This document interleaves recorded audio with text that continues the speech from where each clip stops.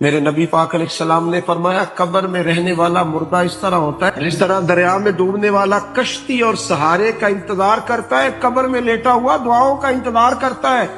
وہ وہاں لیٹا انتظار کرتا ہے کہ میرا بھائی میرے لیے دعا کرے، وہ انتظار کرتا ہے کہ میرا بیٹا میرے لیے دعا کرے، وہ انتظار کرتا ہے کہ میری بیٹی میرے لیے دعا کرے۔ دعا وہ قیمتی تحفہ ہے جس وقت قبروں میں جانے والے بھی انتظار کر رہے ہیں۔ کوئی دعا کرے، کوئی دوست دعا کر دے۔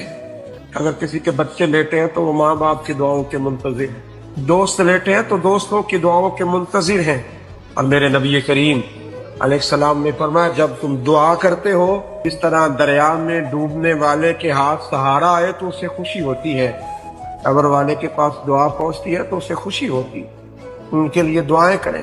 میرے نبی پاک علیہ السلام نے فرمایا میری امت قبروں میں گناہگار جائے گی، نکلے گی تو نیکوکار